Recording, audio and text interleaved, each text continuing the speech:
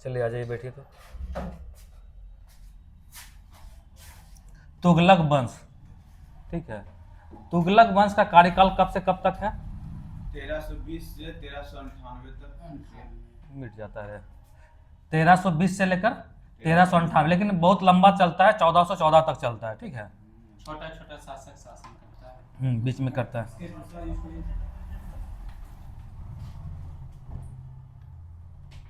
हल्का नीचे।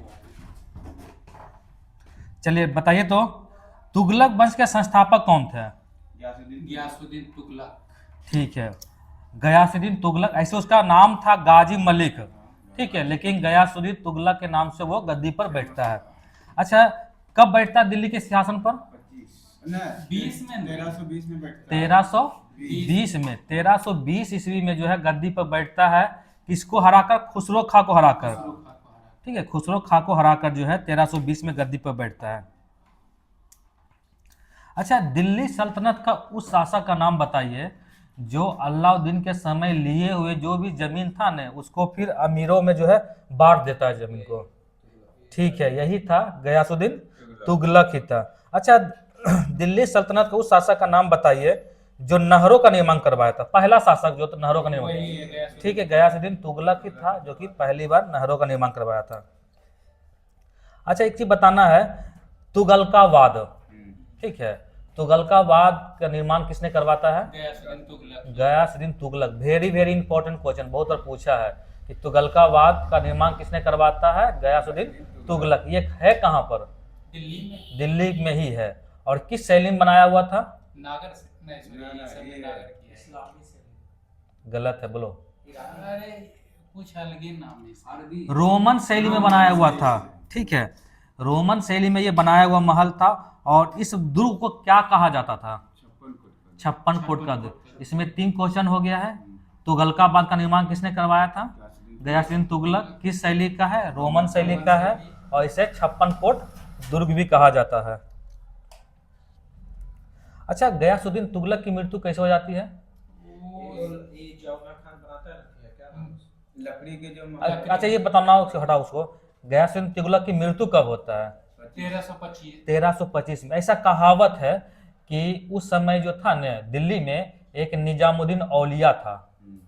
निजामुद्दीन औलिया था, वो ज्यादा दिल्ली में फेमस हो रहा था। खुद जो है ना एक कुआं बनवा रहा था, ठीक है, फारसी भाषा में कुआं क्या बोलता है हमको याद नहीं आ रहा है। एक कुआं बनवा रहा था, वही कुआं जो शर्म जो लगा हुआ था न, रात में कुआं को निर्माण करता था और दिन में यही जो जो 56 कोट का जो दुर्ग बना हुआ है न, उसी का निर्माण करता था। तो एक दिन गयासुद्दीन तुगलक को जान जाता है, तो उसके बाद वो आता है बंगाल अभियान से। इसको मतलब क्या बोलते हैं, अल्लाह जो था ना दिल्ली का, कौन था? नहीं, क्या बोले अभी? निजामुद्दीन औलिया, उसको मरवाने के लिए। तो उसी में निजामुद्दीन औलिया बोलते हैं दिल्ली अभी दुरस्त है, यानी दिल्ली अभी दूर है। पूछता है ना कि किस शासक ने बोला था दिल्ली अभी दूर है? तो कवि ने बोला। हाँ, किस कवि ने बोला था? तो क्या नाम था उसका? निजामुद्दीन औलिया। वही बंगाल अभियान से आ रहा था, तो ये लकड़ी का बनाया हुआ महल था, उसी में दब के कारण इसकी मृत्यु हो जाती है। वो महल कौन बनवाता? जूना खां बनवाता, ठीक है, उसके स्वागत में बनवाता है, और उसी में दब के, क्योंकि जौना खां का जो है न, ये निजामुद्दीन औलिया के साथ अच्छा संबंध था। वो भविष्यवाणी भी किया था कि आगे जाके तुम एक राजा बनेगा, ठीक है। और कभी जो है गयासुद्दीन तुगलक दिल्ली कभी नहीं पहुंच पाता है। तो इसी के बारे में कहावत है कि दिल्ली अभी दुरस्त है।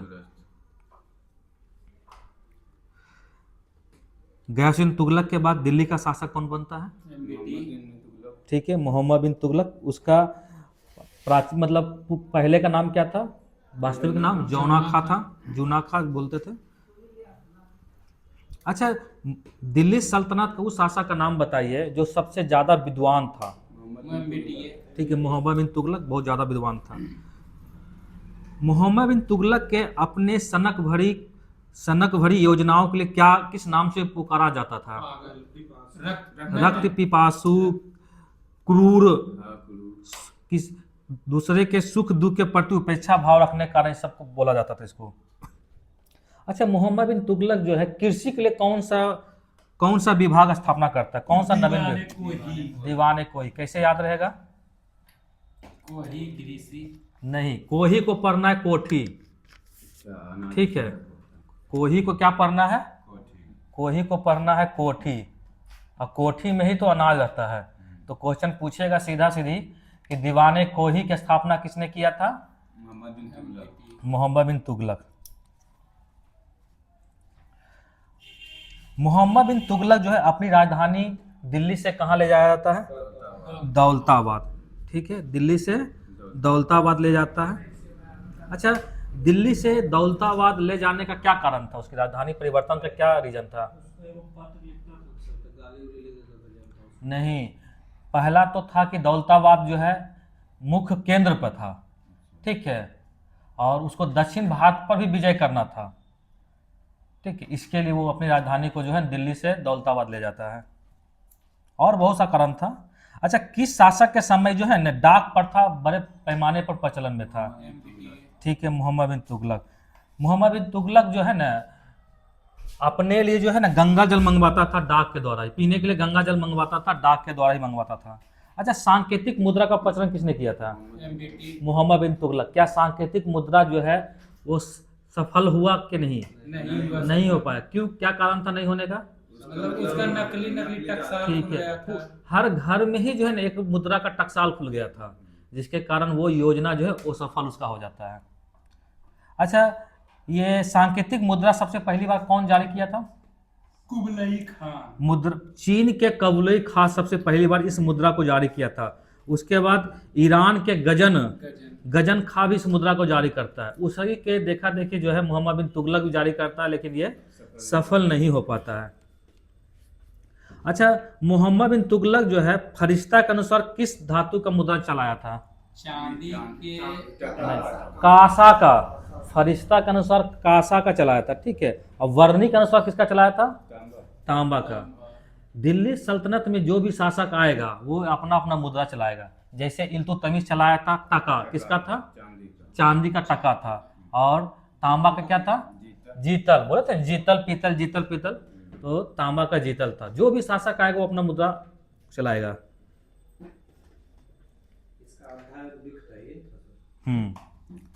इसका अद्ध और बिक था। अच्छा, ये बताना है मोहम्मद बिन तुगलक जो है मोहम्मद बिन तुगलक को किसने कहा था प्रिंस ऑफ मनियर्स, मतलब मुद्राओं का राजा? बोलिए, क्या नाम था उनका? Edward Thomas. ठीक है, एडवर्ड थॉमस था जो मोहम्मद बिन तुगलक को बोला था प्रिंस ऑफ मनियर्स, मुद्राओं का राजा बोले थे। अच्छा, मोहम्मद बिन तुगलक के समय जो है कौन से अफ्रीकी यात्री आए थे? Ibn Battuta. कब आए थे? 1333 में दिल्ली में आते हैं। दिल्ली का उसे गाजी भी नियुक्त करता है। ठीक है, और कब जो है इसे अपना राजदूत बना के जो है चीन भेज देता है? 1342 ईस्वी में। ठीक है, मोहम्मद बिन तुगलक अपना राजदूत बना के इसको चीन भी भेज देता है। अच्छा, मोहम्मद बिन तुगलक के समय के आर्थिक जीवन के बारे में अगर जानकारी है तो किस पुस्तक से जानकारी मिलता है? मतलब एक इब्न बतूता का रहला। ठीक है, मोहम्मद बिन तुगलक के साम्राज्य के बारे में जानकारी इब्न बतूता की किताब था रहला, उसी में ये जानकारी मिलता है। ठीक है। अच्छा, मोहम्मद बिन तुगलक के समय जो डाक व्यवस्था था वो कैसी डाक व्यवस्था था? कितने प्रकार की डाक व्यवस्था था? दो था। एक का नाम था अश्व डाक व्यवस्था और दूसरा का नाम था क्या? पैदल डाक व्यवस्था। अच्छा, अश्व डाक व्यवस्था को क्या कहा जाता था? अश्व को मतलब पाद, उलुक कहा जाता था। ठीक है, जो घोड़े से जो डाक व्यवस्था था उसको बोलते थे उलुक, और जो पैदल डाक व्यवस्था था उसको क्या बोलते थे? उसको पाद, दावा। दावा। ठीक है, इसी से क्वेश्चन पूछा था बीपीएससी टीआरई में, पूछा था 9-10 में पूछा था कि पैदल वाले जो व्यवस्था था उसको क्या कहा जाता था? अच्छा, मोहम्मद बिन तुगलक के समय जो है कौन से जैन साधु उसके दरबार में, मतलब मोहम्मद बिन तुगलक जो है किस जैन साधु को बुलाकर उसे सम्मानित किया था? नहीं, जीन प्रभु सूरी। ठीक है। अच्छा, मोहम्मद बिन तुगलक की मृत्यु कैसे हो जाती है? कहाँ होती, कब होती, पहले बताइए। ठीक है, 1351 ईस्वी में। उसकी मृत्यु जो है ना गुजरात अभियान था, ठीक है, उसमें गुजरात अभियान में जो है तारगी नामक कोई शासक था, उसको समाप्त करने के दौरान सिंध जाते समय जो है ना बीमार पड़ जाता है, वहीं पर उसकी मृत्यु हो जाती है। कहाँ पर होती है? ठट्टा। ठीक है, ठट्टा के पास, सिंध जाते समय ठट्टा के पास उसकी मृत्यु हो जाती है। अच्छा, मोहम्मद बिन तुगलक के शासन काल में दक्षिण में कौन सा वंश की स्थापना होता है? विजयनगर। कब होता है? 1336 में। 1336 ईस्वी में। उसके संस्थापक कौन थे? ठीक है, हरिहर एवं बुक्का थे। अच्छा, उसी के समय जो है संगम वंश के हरिहर बुक्का, उसी के समय जो है बहमनी वंश की भी स्थापना होता है। वो कौन करता है? अलाउद्दीन बहमन शाह। कब करते हैं? ठीक है, 1347 ईस्वी में। अच्छा, मोहम्मद बिन तुगलक के बारे में कौन सा इतिहासकार कहता है कि अंततः लोगों को उससे मुक्ति मिली है, उसे लोगों से बदायूनी बात बोले थे, क्योंकि वो मतलब रक्त पिपासु टाइप का था। मोहम्मद बिन तुगलक के समय जो है मोहम्मद बिन तुगलक ही ऐसा पहला शासक था जो शेख सलीम चिश्ती के दरगाह पर गया था। शेख सलीम चिश्ती का दरगाह कहाँ है? अजमेर में है, ठीक है। और निजामुद्दीन औलिया का दरगाह कहाँ है? दिल्ली में है। और शेख सलीम चिश्ती का दरगाह कहाँ है? अजमेर।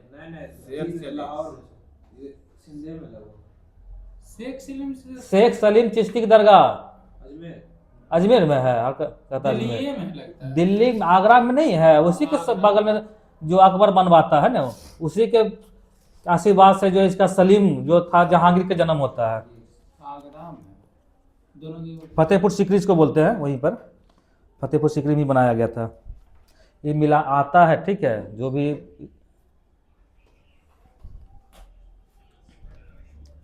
अच्छा, एक चीज बताइए, निजामुद्दीन औलिया का मकबरा जो है किसने बनवाया था? निजामुद्दीन औलिया का मोहम्मद बिन तुगलक ही बनवाया था, क्योंकि निजामुद्दीन औलिया के ही आशीर्वाद से मोहम्मद बिन तुगलक शासक बनता है। अच्छा, महबूब इलाही किसे कहा जाता है? Very very important question, VVI कर दो इसको। महबूब इलाही पूछा भी है, बहुत बार क्वेश्चन आया है। इलाही किसे कहा जाता है? निजामुद्दीन औलिया को कहा जाता है महबूब इलाही। अच्छा, मोहम्मद बिन तुगलक द्वारा कुछ योजनाएं चलाए गए थे, टोटल 4 योजना था। पहला बताना है 2 आव क्षेत्र में कर वृद्धि। ये कब किए थे? 1326 से लेकर 1327 में।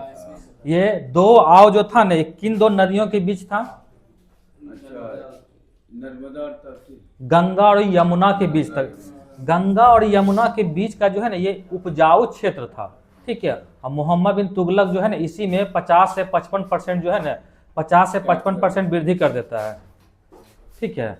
तो ये भी इसका योजना जो है ना वो सफल हो जाता है। अच्छा, राजधानी परिवर्तन कब करता है?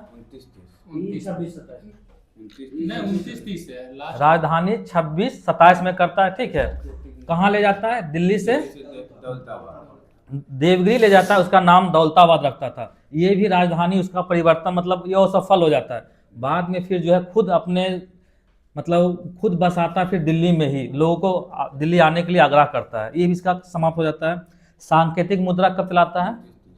ये 29-30 में चलाता है। ये भी उसका सफल हो जाता है, क्योंकि घर में ही लोग टकसाल खोल लेता है। और अंतिम अभियान इसका क्या था? खुरासन एवं कराचिल का। ये भी क्या होता है? ये भी असफल ही हो जाता है। अच्छा, ये बताना है मोहम्मद बिन तुगलक जो अपने सिक्के पर लिखवाता अल सुल्तान, ठीक है, अल सुल्तान जिल्की अल्लाह, पूरा नाम था, पूरा लिख देते हैं, अल सुल्तान जिल्की अल्लाह। इसका अर्थ होता था सुल्तान ईश्वर की छाया है, ठीक है। वो अपने मुद्रे पर एक नाम अंकित करवाया था, उसका नाम था अल सुल्तान जिल्की अल्लाह, यानी सुल्तान जो है ना ईश्वर की छाया है। अच्छा, मोहम्मद बिन तुगलक के बाद कौन गद्दी पर बैठता है? फिरोज शाह तुगलक बैठता है। फिरोज शाह तुगलक अपना राज्याभिषेक कहाँ करवाता है? ठीक है, ठट्टा में करवाता है। कब करवाता है? 1351 ईस्वी में करवाता है। अच्छा, फिरोज शाह तुगलक जो है 24 कष्टदायक कर को समाप्त कर देता है और कितने प्रकार के नए कर को लगाता है? 4 कर होता है, मतलब पहले से लगा हुआ था, उसके स्थान 24 को समाप्त करके सिर्फ 4 को रहने देता है। क्या नाम था?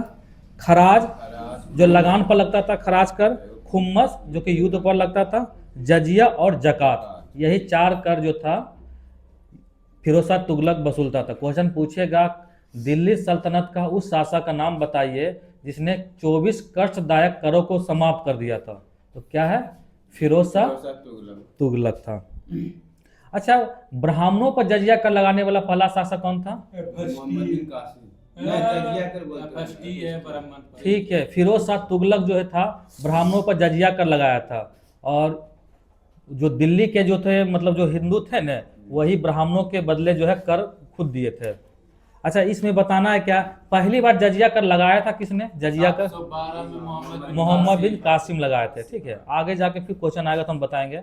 फिर बीच में समाप्त होता है, अकबर समाप्त कर देता है, फिर आगे लगता है औरंगजेब लगाता है, तो आगे जाएगा तो फिर बताएंगे आपको।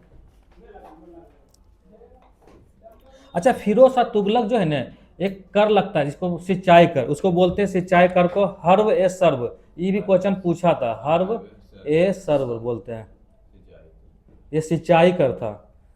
ठीक है, तो ये सिंचाई कर कितना था, इसका क्या दर था सिंचाई कर का? 1/6। उपज का कितना दर था? 1/10। ठीक है, क्योंकि नहरों का निर्माण बड़े पैमाने पर कौन करवाता है? फिरोज शाह तुगलक करता है, और वही जो है सिंचाई के लिए भी एक कर लगा देता है, इसको बोलते हैं हर्वे सर्व 1/10। टोटल उपज का 1/10वां भाग उसको देना। अच्छा, फिरोज शाह तुगलक 5 बड़े नहरों का निर्माण करवाता है, और फिरोज शाह तुगलक कितने नए नगरों का निर्माण करवाता है? बोलिए। 300 नए नगर प्लस। ठीक है, 300 नगर बसवाता है, जैसे हिसार का फिरोजाबाद, दिल्ली, फतेहाबाद, जौनपुर, फिरोजपुर। ठीक है, क्या जी बोले?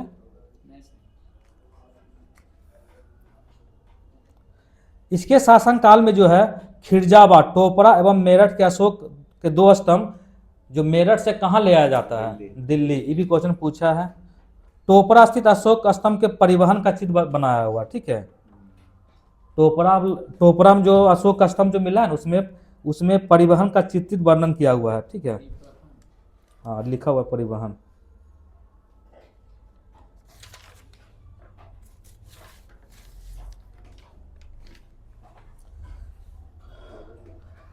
फिरोज शाह तुगलक जो है ना, मुस्लिम एवं विधवा महिलाओं के लिए कौन सा विभाग स्थापना करता है?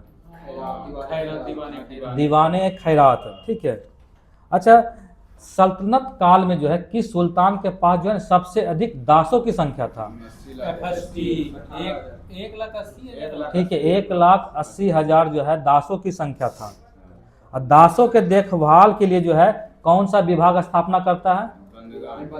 दीवाने ए बंदगान। कुछ बोलना है क्या? बोलो। दीवाने ए बंदगान।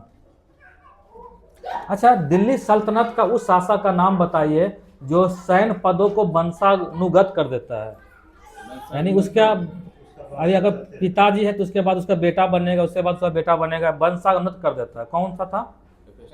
फिरोज शाह तुगलक ही था जो कि वंशानुगत कर देता है।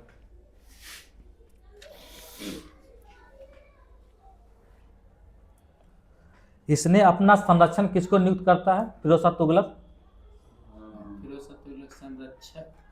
अपना संरक्षक किसे नियुक्त करता है, मतलब उसके शासनकाल में? संरक्षक बोलिए या संरक्षण बोलिए, जो बोलिए। ये था जियाउद्दीन वर्नी। वो अपने शासनकाल में जो जियाउद्दीन वर्नी क्या था? इतिहासकार था। ठीक है, अपने यहाँ संरक्षण दिया था या संरक्षक, जो बोलिए। संरक्षण दिया। अच्छा, जो फिरोज शाह तुगलक जो है खुद का अपना जीवनी लिखता है। ठीक है, तो उस जीवनी का क्या नाम था? फिरोज शाही। ठीक, फतवात ए फिरोज शाही। ठीक है, फतवात ए फिरोज शाही। ठीक है, जैसे क्या बोलते हैं, बाबर लिखता है ना खुद का, बाबर नामा, उसी तरह ये फतवात ए फिरोज शाही था। अच्छा, फिरोज शाह तुगलक का जो है नगर कोर्ट का अभियान कब था? फिरोज शाह तुगलक का नगर कोर्ट का अभियान कब था? वहाँ से बहुत से जो है ना मंदिर, मतलब वहाँ के ज्वालामुखी मंदिर से कुछ संस्कृत के दस्तावेज लूटता है, जिसको 1300 ग्रंथों का होता है। इसे कुछ 1361 ईस्वी में 1361 ईस्वी में नगरकोट का अभियान था। आक्रमण वहाँ ज्वालामुखी मंदिर से 1300 संस्कृत के ग्रंथ को लूटता है और उस ग्रंथ को कुछ ग्रंथों को जो है संस्कृत भाषा में अनुवाद भी करवाता है। संस्कृत में तो ये था, मतलब फारसी में अनुवाद करवाता है, संस्कृत का था, फारसी में उसको अनुवाद करवाता है। अच्छा, इसने चांदी एवं तांबे के मिश्रण से कौन सी मुद्रा जारी किया था? फिरोज शाह तुगलक जो है ना, चांदी एवं तांबा के मिश्रण से कौन सा मुद्रा जारी किया था?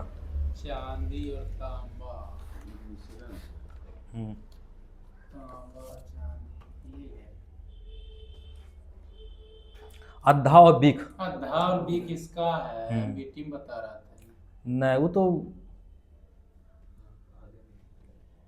फिरोज शाह तुगलक की मृत्यु कब होता है? वो होता है ये 52 में हो गई, 88 में कितना हो गया? 82 में 1388 ईस्वी में। 1388।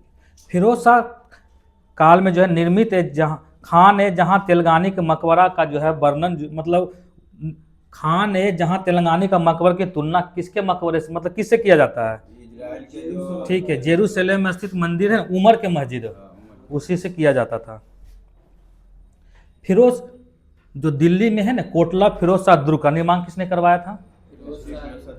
ठीक है, फिरोज शाह तुगलक ही करवाता। तुगलक वंश का अंतिम शासक कौन था? मुबारक तुगलक वंश का अंतिम शासक कौन था? नसरुद्दीन।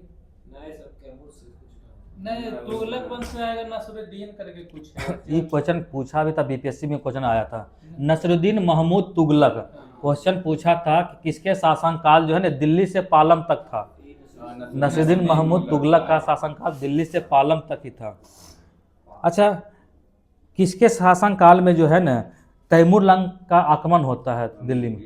नसरुद्दीन महमूद तुगलक के समय। कब होता है? 1398। ये भी क्वेश्चन पूछा था कि नसरुद्दीन महमूद तुगलक के समय जो है तैमूर लंग का आक्रमण कब होता है?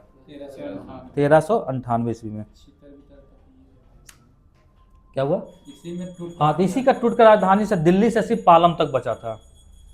अच्छा, नसरुद्दीन महमूद के समय ही जो है कौन सा ऐसा हिजरा था जो कि मलिक कुसर्क की उपाधि धारण करके शासक बनता है? मलिक सरवर। ठीक है, जौनपुर का एक स्वतंत्र शासक बनता है। ठीक है, फिर से देखिए बोल देते हैं नसरुद्दीन के समय ही मलिक कुसर्क की उपाधि धारण कर एक हिजरा जो है मलिक सरवर जौनपुर में एक स्वतंत्र राज की स्थापना करता है। अच्छा, दिल्ली सल्तनत में जो है ना सबसे लंबा शासनकाल किसका था? मतलब किस वंश का शासनकाल सबसे लंबा था? वंश में बताना। ठीक है, तुगलक ही रहेगा, मोहम्मद बिन तुगलक। तुगलक वंश का शासनकाल सबसे लंबा था। ठीक है, 30 वर्ष का ये। और ऐसे ऐसे पूछेगा ना मतलब अगर कोई एक शासक के बारे में पूछेगा तो बहलोल लोदी का टोटल 37 वर्ष का शासनकाल का रहता है। ये खत्म हो गया है।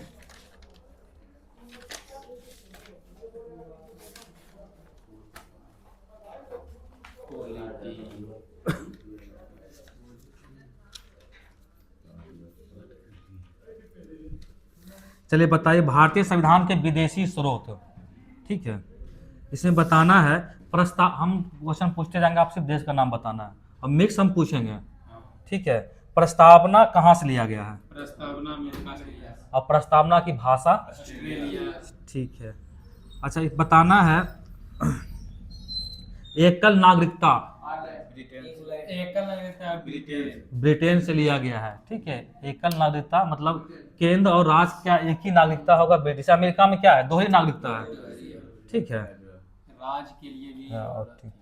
अच्छा, नीति निर्देशक सिद्धांत डीपीएसपी इसको बोलते हैं, आयरलैंड से लिया गया है। अच्छा, राज्यसभा में जो है साहित्य कला एवं विज्ञान एवं समाज सेवा में मनोनीत जो किया जाता है राष्ट्रपति जो करता है वो कहाँ से लिया गया है? 12 व्यक्ति करते हैं राष्ट्रपति, वो कहाँ से लिया गया है? अच्छा, बताना है कि राज्यसभा में जो चुनाव होता है अभी जैसे नीतीश कुमार का चुनाव हो रहा था राज्यसभा में, वो कहाँ से लिया गया है? बोलिए। ये भी ये क्वेश्चन पूछा था 2213 के दरोगा के जो है ना मेंस क्वेश्चन में आया था ये कि राज्यसभा का जो है निर्वाचन जो होता है वो किस देश के संविधान से लिया गया? ठीक ठीक है, साउथ अफ्रीका, आयरलैंड नहीं मारना है, ठीक है।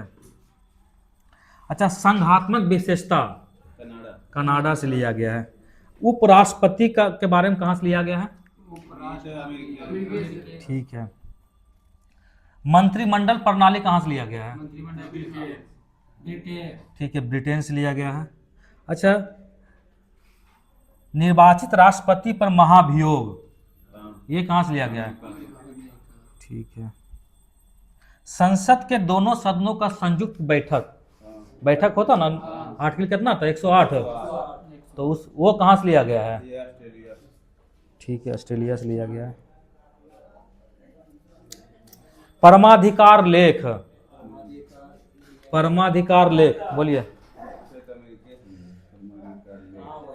अधिकार जितना भी सब परमाधिकार लेख बोलिए, गलत है।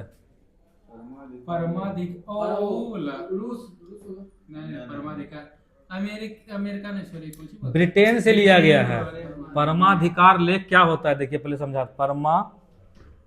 परमाधिकार, ये देखिए, ये परमाधिकार के अंतर्गत जो है ना आता है, बाकी जो है उत्प्रेषण, बंदी पक्षीकरण है, ये सब आता है ना, ये सब जो आता है ना, ये 5 प्रकार का रीट जो है इसी में आता है, ठीक है। अच्छा, इसी में जो है अनुच्छेद 32 के तहत जो है सुप्रीम कोर्ट में जा सकते हैं, और अनुच्छेद 226 के तहत जो है हाई कोर्ट में जा सकते हैं। यही परमाधिकार, ये जो कि ब्रिटेन से लिया गया है। आपातकाल के परिवर्तन के दौरान जो है राष्ट्रपति को मौलिक अधिकार, ये कहाँ से लिया गया है? जर्मनी। ठीक है, जर्मनी से लिया गया है। संघ और राज्य के बीच शक्तियों का विभाजन, इसे बताइए। संघ और राज्य के बीच शक्तियों का विभाजन, कनाडा। भाग 11 में इसका वर्णन है ना। संघ और राज्य के बीच शक्तियों का विभाजन कनाडा से लिया गया है। संविधान संशोधन, साउथ अफ्रीका। ठीक है। मौलिक अधिकार, मौलिक अमेरिका। ठीक है। अमेरिका का संविधान जैसे ही बना था उसमें सबसे पहला मौलिक अधिकार दे दिया था, क्योंकि नेहरू रिपोर्ट।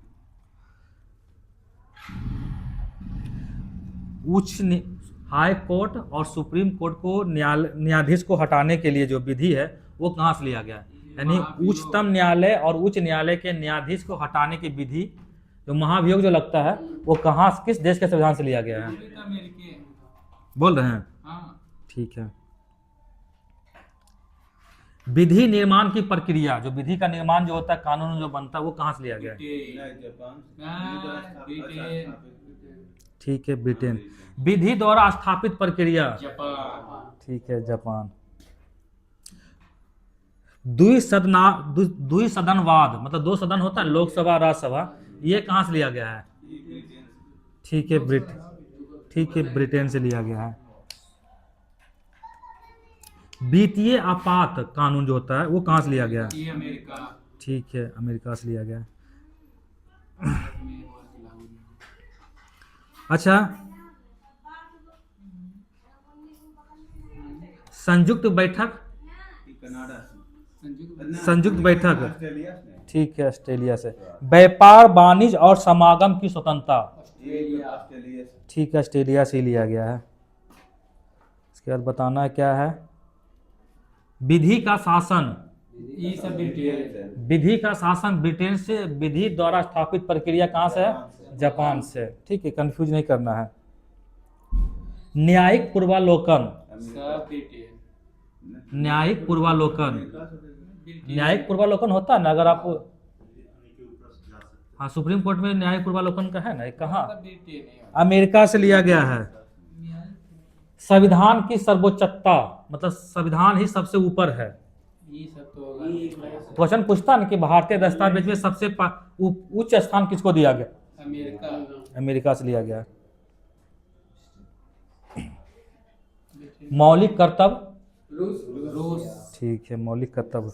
अच्छा, प्रस्तावना में स्वतंत्रता, समानता और बंधुत्व का जो है वो कहाँ से लिया गया? बंधुत्व फ्रांस। ठीक है, फ्रांस से लिया गया है।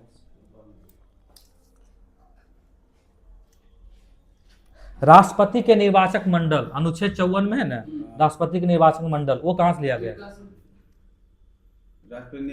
मंडल, राष्ट्रपति का निर्वाचक मंडल, राष्ट्रपति का निर्वाचन होता है लोकसभा, राज्यसभा और, निर्वाचक मंडल आयरलैंड से। ठीक है, आयरलैंड से। ठीक है, निर्वाचक मंडल जो है आयरलैंड से लिया गया। उसमें होता है लोकसभा, राज्यसभा और विधानसभा के निर्वाचित सदस्य।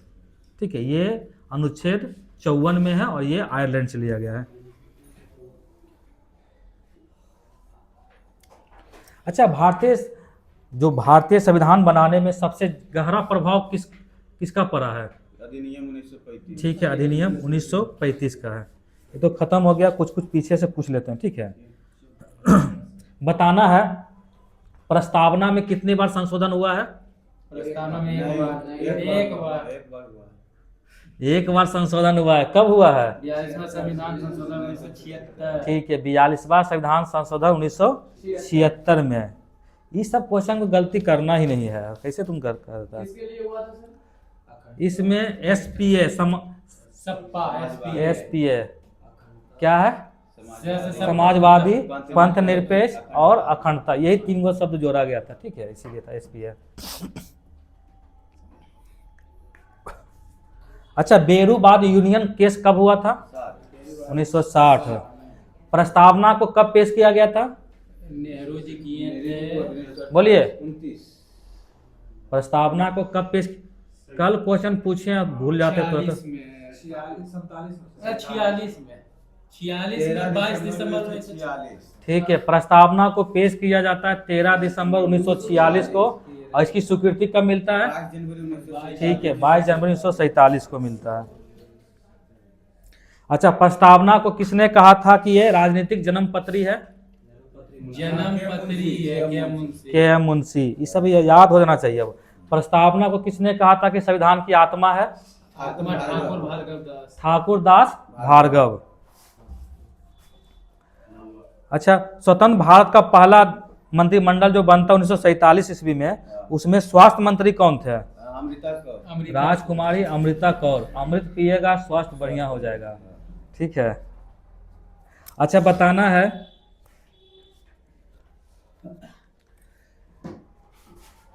संविधान सभा का सचिव किसे बनाया गया था? अयंगर। ठीक है, अयंगर, HBR अयंगर।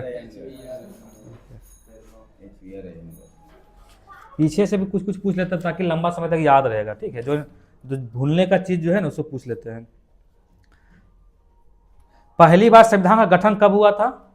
पहली बार ना संविधान का गठन कब हुआ था?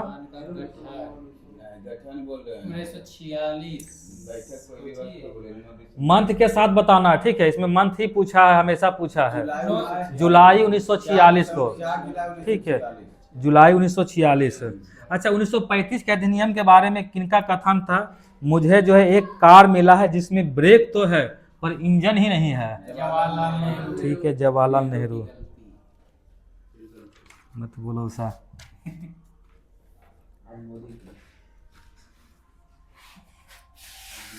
अच्छा, मौलिक अधिकार में मतलब अल्पसंख्यक समिति जो बनता है उसके उप सभापति कौन थे? जैसे अल्पसंख्यक के अध्यक्ष तो बने थे, सभापति बने थे, कौन थे? ये थे सरदार वल्लभ भाई पटेल थे। लेकिन उप सभापति कौन थे? किसका बोले? अल्पसंख्यक। अल्पसंख्यक के। अल्पसंख्यक में 80 मुखर्जी। ठीक है, HC मुखर्जी। HC मुखर्जी थे।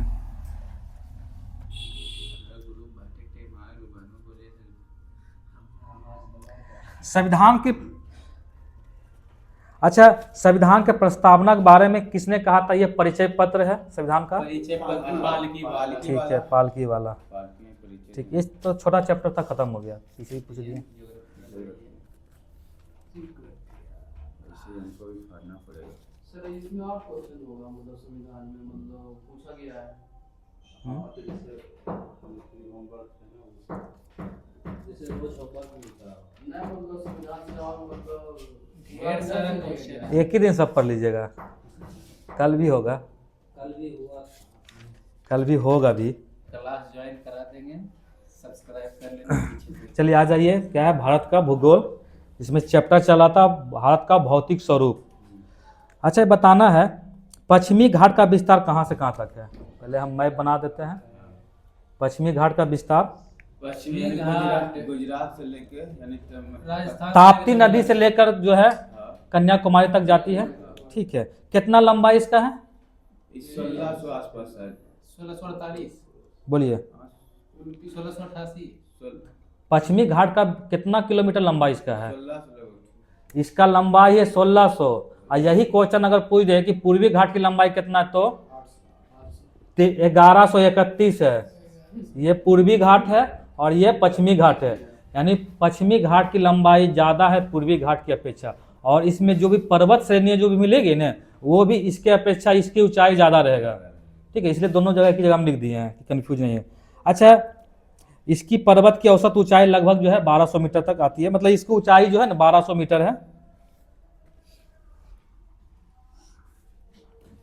अच्छा, गिर की पहाड़ियां कहाँ पाई जाती है? गिर गुजरात गुजरात में। कोई कुछ वहाँ जानवर ही पाया जाता है? गिर एशियाई ऐसा ही गधा सिंह ने बोलते हैं ना ऐसे। ठीक है, एशियाई सिंह के लिए जो है कच्छ के रण में गधा पाया गधा जो है कच्छ के रण में पाई जाती है। एशियाई सिंह के लिए जो है ना गिर वन है। ठीक है। अच्छा, पश्चिमी घाट को और किस नाम से जाना जाता है? सहाद्री। बहुत क्वेश्चन पूछता है एग्जाम में। ठीक है, सहाद्री। अच्छा, पश्चिमी घाट को जो है दो भागों में बांटता है। ठीक है, एक का नाम है उत्तरी सहाद्री, मतलब उत्तरी सहाद्री, और एक दक्षिणी सहाद्री। कितना डिग्री चैनल? 16 डिग्री चैनल जो है ना सहाद्री, जो पश्चिमी घाट को हम बोलते हैं सहाद्री।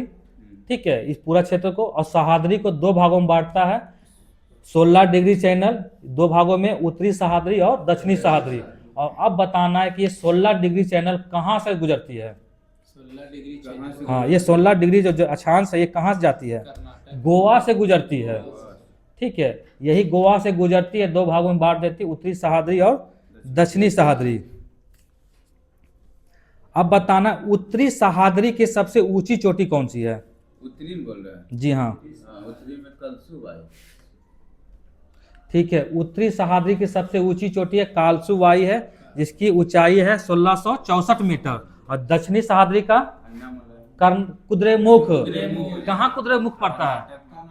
कर्नाटक के कुद्रेमुख। ये लौह धातु के लिए बहुत फेमस जगह है। ठीक है, इसकी ऊंचाई है 1892 मीटर। अच्छा, महाबलेश्वर शैल किसकी ऊंचाई, किसकी चोटी है? महाबलेश्वर शैल। नहीं, महाबलेश्वर ने उत्तरी सहाद्री का। ठीक है, महाबलेश्वर शैल उत्तरी सहाद्री है। अब महाबलेश्वर से ही जो नदी निकलती है, कृष्णा नदी कहाँ से निकलती है? महाबलेश्वर से। सीधा क्वेश्चन पूछेगा, कृष्णा नदी का उद्गम स्थल कहाँ है? महाबलेश्वर शैल से। महाबलेश्वर शैल से कितनी नदी निकलती है? गलत है। 5 नदी निकलती है। कौन कौन सी नदी निकलती है? पेन्ना है। एक का नाम है कृष्णा, सावित्री, बेन्ना, गायत्री और कोयना। ठीक है, कोयना। अच्छा, पश्चिमी घाट में बहुत सारे दर्रे हैं। दर्रे किसको बोलते हैं? दर्रा तो 2-3 दिन से आए दो बीच का जो आने जाने का रास्ता जो है वो दर्रा होता है। हम अभी क्या बताएं कि पश्चिमी घाट की ऊंचाई ज़्यादा है। ठीक है, टोटल के लगभग 1200 मीटर ऊंचा इसका है। आप सीधा पार नहीं कर सकते हैं। एक जगह से दूसरे जाने के लिए जो है दर्रा का उपयोग होता है। ठीक है, इसमें दर्रा है, थाल घाट दर्रा है, भोर घाट है, पाल घाट है और सेनकोटा है।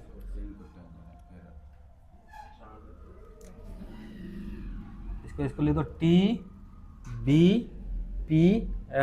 थाल घाट, भोर घाट, पाल घाट, सेनकोटा। कभी अगर सजाने के लिए अगर आ जाएगा तो इस तरह से आप सजा सकते हैं। ठीक है, TBPS। IBPS एग्जाम होता था ना, आई को हटा कर हम T डाल दिए हैं। अगर तुम इसको ऐसे कर देगा तो ये आईओ हो सकता है। ठीक है, ठीक है। TBPS थाल घाट, भोर घाट, पाल घाट और सेनकोटा। अच्छा, थाल घाट दर्रा किसको किसको जोड़ता है? नासिक टू मुंबई। यहाँ पर है थाल घाट दर्रा, रास्ता के लिए नासिक टू मुंबई। इसकी लंबाई 580 मीटर, लेकिन लंबाई की पूछता नहीं है। ठीक है, भोर घाट मुंबई से नासिक, मुंबई से पुणे। ठीक है, मुंबई टू पुणे, यहाँ से मुंबई से पुणे चला जाएगा और इसकी लंबाई 630 मीटर। पाल घाट दर्रा कोयम्बटूर टू कोचीन नीचे पड़ता है। ठीक है, और सेनकोटा तिरुवनंतपुरम से लेकर मदुरई के बीच है। ठीक है, फिर से एक बार बोल देते हैं। थाल घाट दर्रा मुंबई टू नासिक।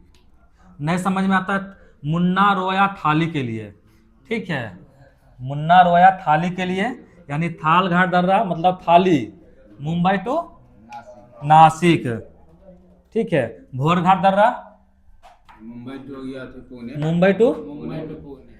पुणे। पालघाट दर्रा पालघाट है ये कोयम्बटूर टू कोच्चि। कोचीन। और सेनकोटा कहाँ है? तिरुवनंतपुरम टू मदुरई, ठीक है। याद हो गया।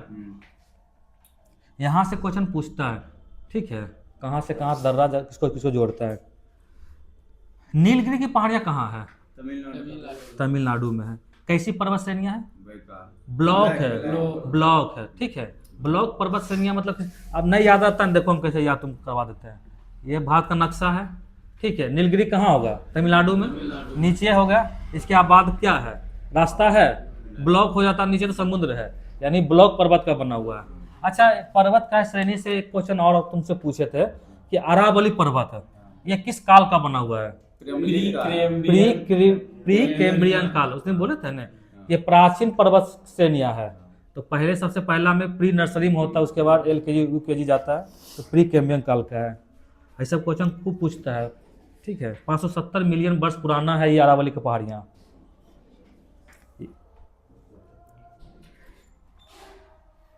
अच्छा, नीलगिरी पहाड़ी की सबसे ऊंची चोटी कौन सी है? ये ब्लू अथीना है सर, ये है दोदा बेटा। ठीक है, डोडा बेटा। कितनी ऊंची है? ये 26% 2637 मीटर है, जो कि नीलगिरी की सबसे ऊंची चोटी है। और दक्षिण भारत की दूसरी सबसे ऊंची चोटी है। दक्षिण भारत की दूसरी सबसे ऊंची चोटी कौन सी है? नीलगिरी की डोडा बेटा है। दोदा बेटा। अच्छा, पालघाट दर्रा कहाँ पड़ता है? पालघाट। पालघाट दर्रा किस राज्य, पहला क्वेश्चन यही है कि किस राज्य में पड़ता है? तमिलनाडु। तमिलनाडु में पड़ता है। अच्छा, किस पर्वत श्रेणी में पड़ता है? नीलगिरी। नीलगिरी। नीलगिरी के दक्षिण वाले भाग जो है ना, अगर नीलगिरी पर्वत श्रेणी ऐसे है तो इसके दक्षिण वाले हिस्से में जो है कौन सा? पालघाट दर्रा है। पालघाट दर्रा कौन सा? पश्चिमी और पूर्वी घाट को मिलाने वाला स्थान कौन सा है? पालघाट दर्रा। वेरी वेरी इंपॉर्टेंट क्वेश्चन, बहुत बार पूछा है क्वेश्चन कि पश्चिमी और पूर्वी घाट को मिलाने वाला स्थल कौन सा है? पालघाट दर्रा है। दक्षिण भारत की सबसे ऊंची चोटी कौन सी है? अन्नामुडई। कितनी ऊंची है? 2695। ठीक है, 2695 है। किस पहाड़ी का है ये? ये अनामुड़ी। दक्षिण भारत की सबसे ऊंची चोटी तो है अन्नामुडई है, 2695 मीटर है, लेकिन किस पहाड़ी का हिस्सा है? अन्नामलाई। ठीक है, फिर से हम पूछ लेते हैं, दक्षिण भारत की नीलगिरी की सबसे ऊंची चोटी कौन सी है?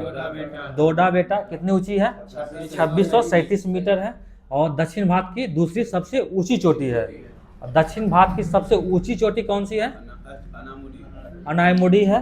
कितना लंबाई इसका है? 2695 है। और ये किस पर्वत श्रेणी का सबसे ऊंची चोटी है? अन्नामलाई की पर्वत। अच्छा, अन्नामुडी पर्वत श्रेणियां जो है 3 पहाड़ियों का केंद्र बिंदु है। ठीक है, ये अन्नामुडी है, 3 पहाड़ियों का केंद्र बिंदु है। दक्षिण की ओर कौन सी पहाड़ियां हैं? इसके दक्षिण की ओर कौन सी पहाड़ियां? ये भी क्वेश्चन पूछा था, इस फॉर्म में नहीं पूछा था, बताते बीपीएससी में ही क्वेश्चन आया था, ये लाया था 67 बीपीएससी में पूछा था। बोलिए, दक्षिण की ओर कौन है? कार्डमम की पहाड़ियां। क्वेश्चन बीपीएससी पूछा था कि बताइए कार्डमम से हिल्स जो है ना, या इसको बोलते हैं इलायची की पहाड़ियां, किन राज्यों में इसका विस्तार है? केरल और तमिलनाडु में। ठीक है, केरल और तमिलनाडु में एक क्वेश्चन था। उत्तर की ओर कौन सी पहाड़ियां हैं? इसके उत्तर की ओर अन्नामलाई पहाड़ियां हैं, जो जिस पर दक्षिण भारत की सबसे ऊंची चोटी अन्नामुडई है। ठीक है, और उत्तर पूरब के कौन सी पहाड़ियां हैं? पालनी के पहाड़ियां हैं, ये उत्तर पालनी।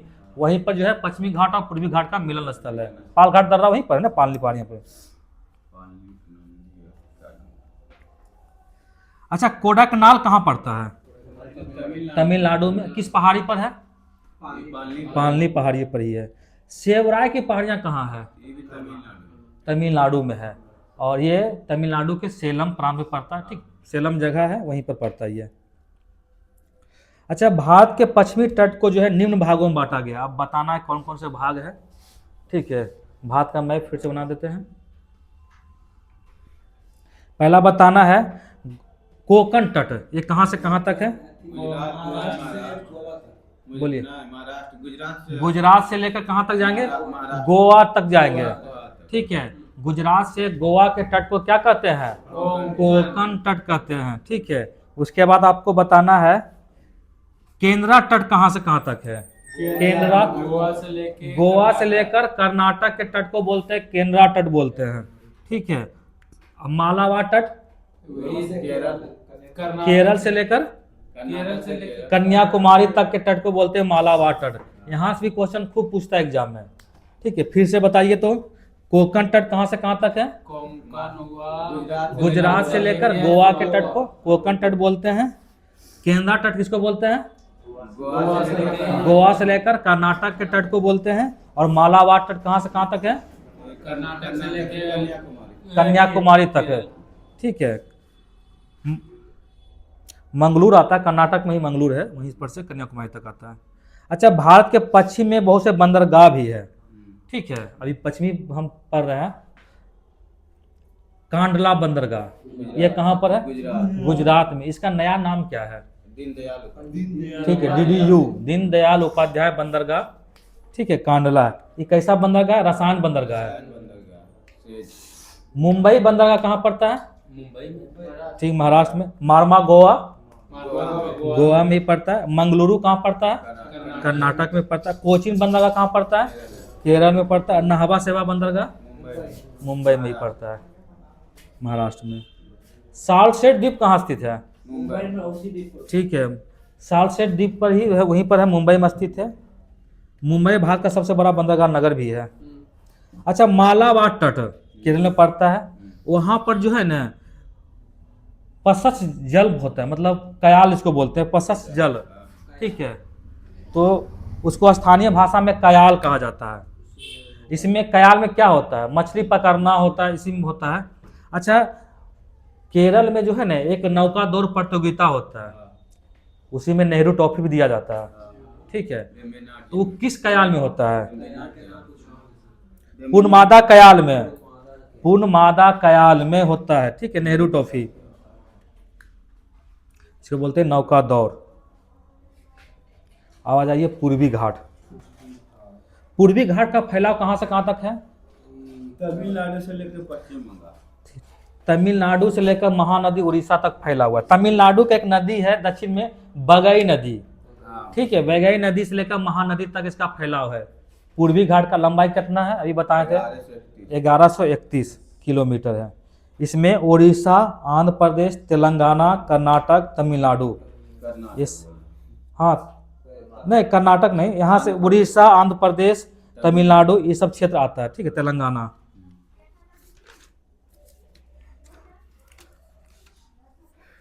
अच्छा, महेंद्रगिरी पर्वत श्रेणी कहाँ पाई जाती है? उड़ीसा में। अच्छा, नल्ला मलाई पर्वत श्रेणी कहाँ पाई जाती है? आंध्र प्रदेश में। बेली कोंडा कहाँ पाई जाती है? ठीक है। पंचा मलाई कहाँ पाई जाती है? तमिलनाडु। और सेवराय तमिलनाडु में पाई जाती है। पूर्वी घाट की सबसे ऊंची चोटी कौन सी है? पूर्वी। ठीक है, इसका पूरा नाम देखिए क्या, झिंडा गढ़ा नाम है, लेकिन झिंडा गढ़ा नहीं पढ़ना है, इसको पढ़ना है झंडा गड़ा, मतलब झंडा गड़ा। ठीक है, झंडा को गाड़ दिए हैं। ठीक है, झंडा हमेशा कहाँ होता है? सबसे ऊंचा होता नहीं होता है। तो वो क्वेश्चन पूछेगा पूर्वी घाट की सबसे ऊंची चोटी कौन सी है? झंडा गड़ा। मतलब पहाड़ियां है ये। कितनी ऊंचाई इसका है? 1690 मीटर। ठीक, 1690 पर्वत श्रेणियां झंडा गड़ा, जो कि 1690 है। अच्छा, महेंद्रगिरी बहुत नीचे आ गया है, 1500 आ गया, 1501 है उसका। अच्छा, ये झंडा गड़ा पर्वत श्रेणी है कहाँ? आंध्र प्रदेश में, विशाखापट्टनम के पास पड़ता है। ठीक है। अच्छा, दूसरी सबसे ऊंची चोटी पूर्वी घाट की दूसरी सबसे ऊंची चोटी कौन सी है? बोलिए। पहले यही तभी डाटा चेंज हुआ इसका। अरमाकोंडा 1680 है, अरमाकोंडा का 1680 है, और इसका कितना है? 1690 है। झंडा गड़ा 1690 है, और अरमाकोंडा कितना है? 1680 है। और तीसरी सबसे ऊंची चोटी कौन सी है? महेंद्रगिरी। कितना है? 1501 है। पहले महेंद्रगिरी ही था, ठीक है, अब झंडागढ़ आ गया। अच्छा, तमिलनाडु में जो है चंदन के जंगल पाए जाते हैं, वो किस पहाड़ी पर? जवारी पहाड़ी, ठीक है, जवारी पहाड़ी है वही। जवारी पहाड़ी जो है ना कावेरी और पेन्नार नदी के बीच है, ठीक है। पूर्वी भारत के पूर्वी घाट जो है ना उसमें समुद्र तट कुछ कुछ है, जैसे बताना है, जैसे आप पश्चिमी घाट में बता रहे थे ना, उसी तरह पूर्वी घाट में बताना है। कोरोमंडल तट कहाँ से कहाँ तक है?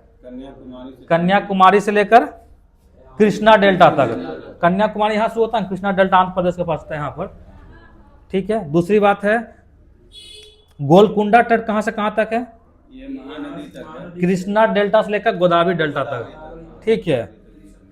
और उत्तरी सरकार तट ये गोदावरी से महानदी, गोदावरी डेल्टा से लेकर उत्तरी तटीय तक या महानदी जो भी बोली वहां तक है। फिर से बताइए, इसके यहाँ से क्वेश्चन पूछता है एग्जाम में। पहला बताइए तो कोरोमंडल तट कहाँ से कहाँ तक है? मतलब कन्याकुमारी से लेकर कृष्णा तट तक है। उसके बाद गोलकुंडा तट कहाँ से कहाँ तक है? कृष्णा से गोदावरी डेल्टा, ठीक है। और उत्तरी सरकार तट गोदावरी से हो गया, मतलब महानदी और गोदावरी डेल्टा से लेकर उत्तरी तटीय भाग तक, महानदी तक जो बोलिए। ये उत्तरी सरकार तट एक दो बार एग्जाम में आ चुका है पहले, ठीक है। भारत के पूर्वी तट पर कुछ बंदरगाह भी है, ठीक है। हम बंदरगाह का नाम बताएंगे, आपको बताना कहाँ स्थित है। पारादीप उड़ीसा में है। कोलकाता बंदरगाह पश्चिम बंगाल में, वहीं पर गार्डन रिच शिपयार्ड लिमिटेड है, ठीक है। ये याद रखिएगा, ये भी बिहार दरोगा में क्वेश्चन पूछा था मिलाने के लिए कि इसे कोचिन बंदरगाह दे दिया, स्टार्ट दे दिया था। गार्डन रिच शिपयार्ड लिमिटेड कहाँ स्थित है? तो कोलकाता में पड़ता है, ठीक है। विशाखापट्टनम बंदरगाह कहाँ पर है? आंध्र प्रदेश में है। और चेन्नई तो जाने, चेन्नई में। तूतीकोरिन कहाँ पर है? तमिलनाडु, तमिल। एन्नौर कहाँ पर है? ये आंध्र प्रदेश में, तमिलनाडु में ही है, ठीक है। अच्छा, विशाखापट्टनम बंदरगाह जो है किस पहाड़ी के पीछे स्थित है? डॉल्फिन नोज पहाड़ी है, वहीं पर स्थित है। अच्छा, पूर्वी तट पर कुछ लैगून झील भी है, उसके बारे में बताना है। पुलिकट झील कहाँ पर है? आंध्र प्रदेश तमिलनाडु, ठीक है, पुलिकट चेन्नई में पड़ता है। चिल्का झील कहाँ पर है? उड़ीसा में है, ठीक है। खारे पानी की झील है, ठीक है। और कोलोरी झील कहाँ है? आंध्र प्रदेश में है। इस सब चैप्टर से खूब क्वेश्चन पूछता है। लैगून किसको बोलते हैं? जैसे ये समुद्र का पानी इसमें घुस गया और फिर अंदर आ गया, फिर अंदर निकलने नहीं बंद हो गया, तो इसी में एक झील का निर्माण कर लेता है, इसी को बोलते हैं लैगून झील। और इसी लैगून झील से जो है चिल्का झील का निर्माण हुआ, जो कि खारे पानी की झील है, ठीक है।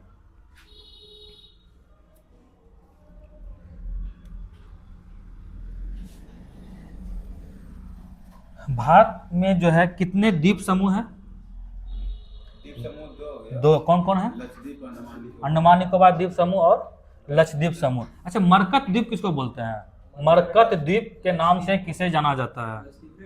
गलत है। मरकत, इसे उड़ीसा के पास है। मरकत द्वीप जो है किसको कहा जाता है? अंडमान निकोबार द्वीप समूह को ही मरकत द्वीप कहा जाता है, ठीक है। जी हाँ, उसी को बोलते हैं। अंडमान निकोबार द्वीप समूह जो है कौन सी खाड़ी में? बंगाल की खाड़ी में, अरब सागर में है कि हिंद महासागर में है? बंगाल की, ठीक है। अंडमान निकोबार कहाँ? यहाँ पर, ये बंगाल की खाड़ी है और इधर है अरब सागर है, ठीक है, इस साइड में है। और लक्षद्वीप किस खाड़ी में है? कहाँ? अरब सागर में है, ठीक है। अच्छा, अंडमान निकोबार में जो है कितने द्वीप है? कितने द्वीप से बना हुआ अंडमान निकोबार? 247 छोटे छोटे द्वीप से मिलाकर बना हुआ। किताब में जो लिखा हुआ उसके बारे में बता रहा है। 247 छोटे छोटे द्वीप को मिलाकर अंडमान निकोबार द्वीप बना है। अच्छा, लैंडफॉल द्वीप कहाँ स्थित है? लैंडफॉल द्वीप अंडमान निकोबार के सबसे उत्तरी द्वीप है, जो कि लैंडफॉल द्वीप है, ठीक है। और यहीं पर जो है कोको जलमार्ग है, ठीक है। कोको जलमार्ग जो है ये म्यांमार के कोको से अलग करता है, म्यांमार को कोको से अलग करता है कोको जलमार्ग। ये कोको जलमार्ग किस द्वीप पर है? लैंडफॉल द्वीप पर है। अच्छा, अंडमान निकोबार की द्वीप समूह की जो है राजधानी कहाँ है? Port Blair. ये कहाँ स्थित है? दक्षिणी अंडमान निकोबार में। अच्छा, ठीक है। अच्छा, अंडमान निकोबार में जो है कौन से वन पाई जाती है? किस प्रकार के वन पाई जाती है? कटिबंधीय आर्द्र मैंग्रोव वन, पर्णपाती वन, सदाबहार वन, ये सब जो है ना वो वहाँ पाई जाती है। ठीक है, ये भी क्वेश्चन पूछा हुआ क्वेश्चन है। मतलब 4 ऑप्शन दे दिया था कि मैंग्रोव, सदाबहार और पर्णपाती वन कहाँ पाई जाती है, तो अंडमान निकोबार। अच्छा, मैंग्रोव वन सुंदरबन डेल्टा में पाई जाती है। अच्छा, सागर द्वीप जो है किस खाड़ी में स्थित, मतलब कहाँ स्थित है सागर द्वीप? हाँ, जिसको बोलते हैं गंगा सागर भी बोला जाता है, बंगाल की खाड़ी में ही स्थित है। न्यू मूर द्वीप कहाँ स्थित है? ये पश्चिम बंगाल बंगाल की खाड़ी। ठीक है, भारत और बांग्लादेश के बीच विवादित क्षेत्र भी यही है, न्यू मूर द्वीप है। अच्छा, अंडमान निकोबार के सबसे उत्तरी द्वीप क्या नाम है? उत्तरी अंडमान लैंडफॉल द्वीप। अभी हम बताएं लैंडफॉल द्वीप पर ही तो कोको जलमार्ग स्थित है, और अंडमान निकोबार की सबसे उत्तरी द्वीप है ये। अंडमान निकोबार के सबसे अच्छा जो लैंडफॉल द्वीप है उस पर कौन सी जनजाति पाई जाती है? हाँ ये सर लैंडफॉल द्वीप पर जो है कौन सी जनजाति पाई जाती है? कारी जनजाति।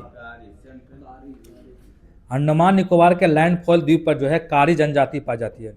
सुंदरबन कहाँ है, किस पश्चिम बंगाल पश्चिम बंगाल में? किस में? बंगाल खाड़ी गंगा सागर में है। बंगाल ठीक है, बंगाल की खाड़ी में किन किन 2 नदियों से मिलकर बनता है ये? ब्रह्मपुत्र और गंगा नदी से मिलकर। विश्व का सबसे बड़ा ज्ञात द्वीप कौन सा है? ज्ञात नदी द्वीप माजुली है, कहाँ पर स्थित है? असम ठीक है, असम में है। अंडमान निकोबार द्वीप समूह की सबसे ऊंची पर्वत चोटी कौन सी है? Saddle peak saddle peak. कितना ऊंची है? 738 मीटर। किस अंडमान में पड़ता है? उत्तरी के दक्षिणी। देखिए, चोटी हमेशा रहेगा ऊपर ही रहेगा, नीचे रहेगा कभी? तो ऑटोमेटिक सोचना भी है कि उत्तरी अंडमान में है, सैडल पीक है जिसकी ऊंचाई कितना है? 738 मीटर। अगर अंडमान पर्वत से नहीं पूछता है तो सिर्फ यही एगो पूछता है। ठीक है, दूसरा क्या है? माउंट फुलियर, ये किस में है? ग्रेट निकोबार। ठीक है, माउंट डियो वाली कहाँ है? ये है मध्य अंडमान में है। और माउंट कोजोबो कहाँ है? दक्षिणी अंडमान में है। और माउंट हैरियट कहाँ है? तो निकोबार ये भी दक्षिणी अंडमान में पड़ता है, माउंट हैरियट। अच्छा, केंद्र शासित प्रदेश का सबसे बड़ा बंदरगाह यानी पतन नगर कौन सा है? बंदरगाह कौन सा है? ये तो पोर्टेबल है। पोर्ट ब्लेयर है। कौन सा अंडमान में है? दक्षिणी अजय ना है। हाँ दक्षिणी अंडमान में तो है। अंडमान निकोबार की राजधानी पोर्ट वो कौन अंडमान में है? ठीक है, दक्षिणी अंडमान में। तो बोलो तो, और क्या? नेल्लौर कहाँ पड़ता है? नेल्लोर, ये तो आंध्र प्रदेश में। आंध्र प्रदेश में श्रीहरिकोटा के पास पड़ता है। ठीक है, ये पुलिकट झील इसी द्वीप समूह से मतलब अलग होता, समूह से मतलब जो है इसी से जो है समूह से अलग होता है। पुलिकट झील जो है ना इसी द्वीप द्वारा समूह से अलग हो जाता है। ठीक है, श्रीहरिकोटा द्वीप से ही। अच्छा, श्रीहरिकोटा में कोई संस्था भी है क्या? क्या है? इसरो है, भारतीय अंतरिक्ष अनुसंधान संगठन यहीं पर है। अच्छा, वो तो उसकी स्थापना है ना। प्रमुख जल अंतराल, ठीक है, जैसे पहला है 8 डिग्री चैनल, किसके किसके बीच है? 8 डिग्री चैनल। 8 डिग्री चैनल बताइए किसके किसके बीच है? मामी। ठीक है, मामी, मालदीव और मिनिकॉय के बीच है। 9 डिग्री चैनल किसके बीच है? लक्ष्मी, लक्षद्वीप और मिनिकॉय के बीच है। 10 डिग्री चैनल किसके बीच है? छोटा अंडा बड़ा निकला, छोटा अंडमान और कार निकोबार। ठीक है, और ग्रेट चैनल किसके बीच है? ग्रेट चैनल 6 डिग्री सुमात्रा यानी इंडोनेशिया में पड़ता है और निकोबार के मध्य स्थित है ग्रेट चैनल।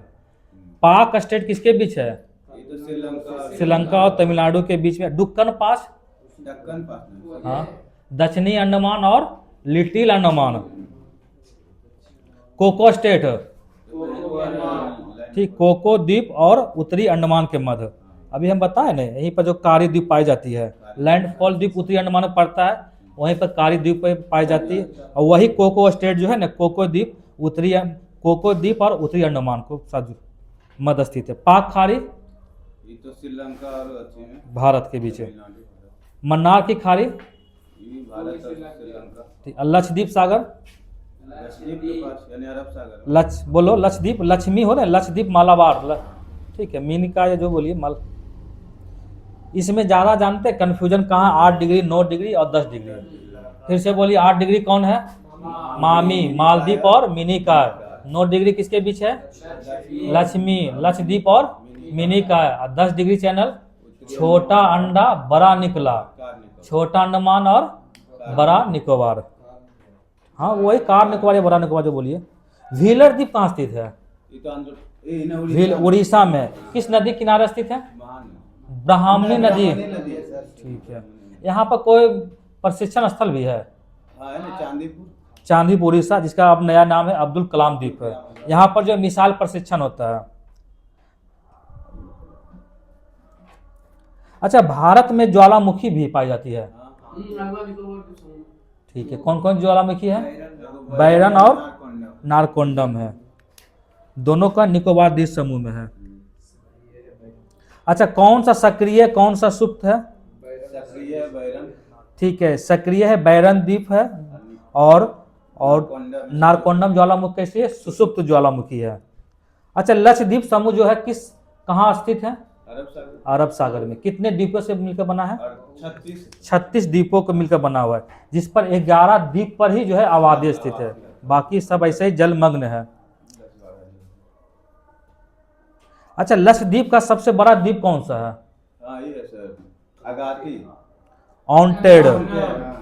ऑनटेड द्वीप जो है लक्षद्वीप का सबसे बड़ा द्वीप है। अच्छा, एक दूसरा है सबसे मिनिका है, दूसरा सबसे बड़ा द्वीप है। पिटली पक्षी अभयारण्य, ये कहाँ पड़ता है? लक्षद्वीप। ये भी क्वेश्चन जो है बिहार दरोगा में क्वेश्चन पूछा था कि पिटली पक्षी अभयारण्य जो है कहाँ पर स्थित है, तो ये लक्षद्वीप में स्थित है। अच्छा, लक्षद्वीप का कौन सा ऐसा द्वीप है जहाँ एक हवाई अड्डा है? अगाती द्वीप है। ठीक है, एकमात्र हवाई अड्डा है। अच्छा, लक्षद्वीप को 2 समूह में बांट देता है, कितना डिग्री चैनल?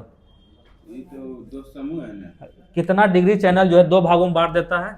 11 degree channel. ठीक है। उत्तरी में अमीनी द्वीप और दक्षिणी में कनारी द्वीप। लक्षद्वीप में जो है कौन सी भाषा बोला जाती है? मलयालम भाषा बोली जाती है, लेकिन एकमात्र ऐसी द्वीप है जहां पर जो है महल भाषा बोले थे। कौन सा द्वीप है? मिनिकॉय द्वीप है। ठीक है, मिनिकॉय द्वीप पर कौन सी भाषा बोली जाती है? महल भाषा बोली जाती है। महल का जो है लिपि कैसी है? देवही है, जो कि मूलतः जो है कहाँ का भाषा है? मालदीव का है। अच्छा, लक्षद्वीप जो है कैसे लक्षद्वीप जो द्वीपों का निर्माण कैसे हुआ है? मूंगा की चट्टानों से, इसको बोलते हैं परवाल भित्ति। ठीक है, चलिए यहाँ खत्म हो गया ये।